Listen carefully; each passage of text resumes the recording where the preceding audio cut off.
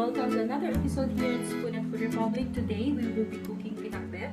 I will be sharing to you a recipe that I grew up with because this is a very popular dish in the Ilocandia region in the Philippines where I grew up. But before we start, I would like to say that I'm dedicating this recipe to my tita who's celebrating her birthday today at Santiago, Isabela.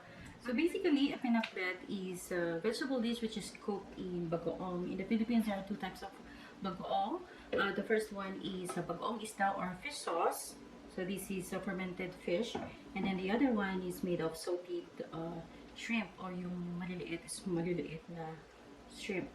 The most common vegetable for pinakbet is itong ampalaya or bittergourd and eggplant. So basically, if you have these two vegetables, pwede ka nang magluto ng pinakbet. But then one of the popular ingredients also, vegetables also is okra, and this is my favorite, so I'm gonna add it.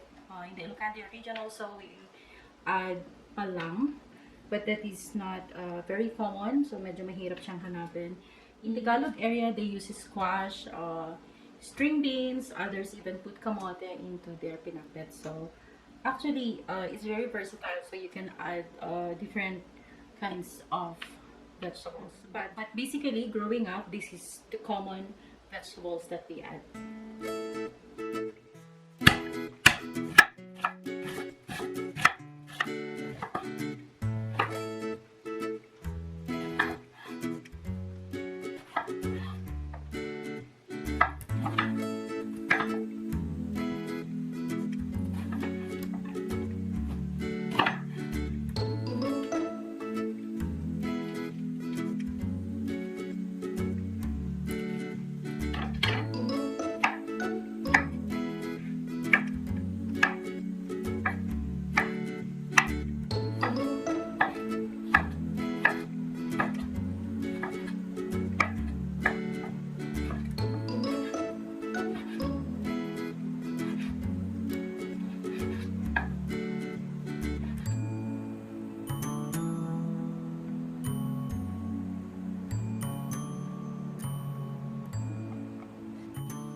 Okay, so magsimula na tayong magluto. Itong aking version is gisado. So mas gusto ko ang gisado, although sa Ilocandia region, ang most common na nakikita ko nung bata ko is in a brow style. But then growing up, mas nagustuhan ko yung gisado. So lagay na natin yung mantika kasi igigisa natin yung bawang at sibuyas. Yung mga mainit na yung mantika, so ilagay na natin yung bawang. Yan, so nag-brown na yung bawang, lagay na natin yung sibuyas. So, ilagay na natin yung sahog, yung mga in-slice na pork. So, ito-saute lang natin. Pwede ko nilagyan ng konting pepper yung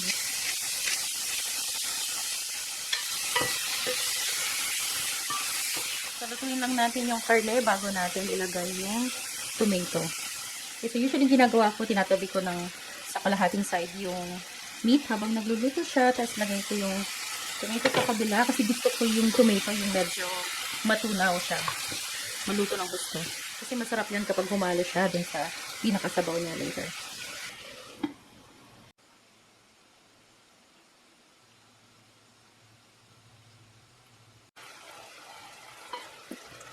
Pwede na natin ilagay lahat yung gulay. So, style to ng... nalaglag. Ayan, nalaglag.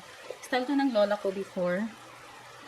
Bago niya lagyan ng sabaw, nilalagay niya muna yung gulay. So, sabi niya, mas masarap pag medyo igisa mo kasi muna yung gulay bago mo lalagyan ng sabaw.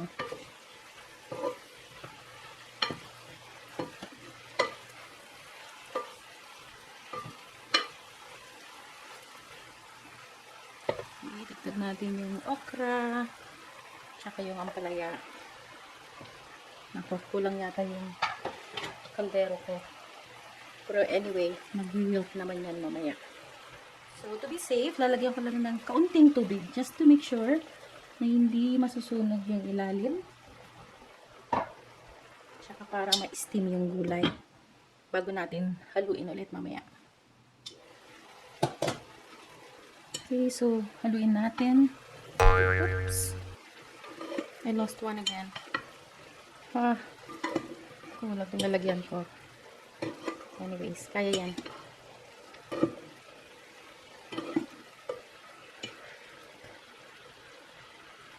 Okay, takpan ulit natin.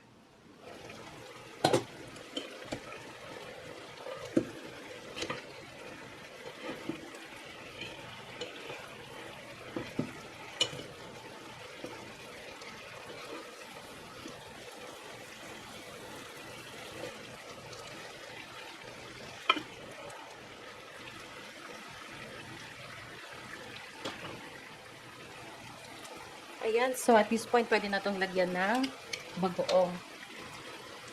So, ang ilalagay ko sa kanya would be mga 1 teaspoon na fish sauce. And then, lagyan ko lang ng mga 5 tablespoon na tubig. And then, gusto ko siyang hinahaluan ng bagong alamang. So, sa bahay namin, growing up, hindi naman talaga alamang ang nilalagay. Pero nagustuhan ko yung combination ng bagong isda at saka alamang. Kasi itong alamang, manamis-namis siya. So, masarap yung maalat at manamis-namis na combination. Okay, so, mix natin yung sabaw. Para humalo ng gusto yung bagoong.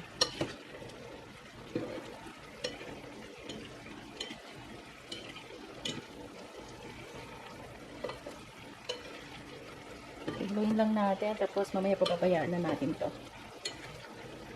hanggang maluto yung bagoong. So, yung sabaw niya, okay na yan. Ayoko nang masyadong masabaw. Gusto ko yung tamang-taman lang. Tapos, masarap din siya ng may pepper.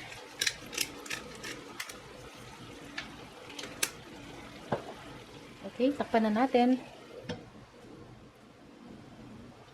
Okay, so kumukulo na to ng 3 minutes. Hahaluin ko lang para mapailalim naman yung mga gulay na nasa ibabaw para pantay yung luto.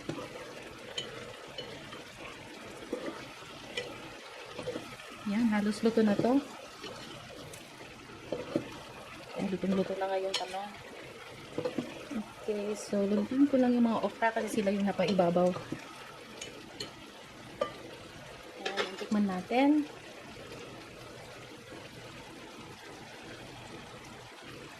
Yan, masarap siya. Ayoko ng pinakbet na sobrang alat kasi bukod sa hindi na siya healthy, pag sobrang alat, hindi mo na rin matikman yung gulay dun sa sabaw. So, okay, so actually pwede na to.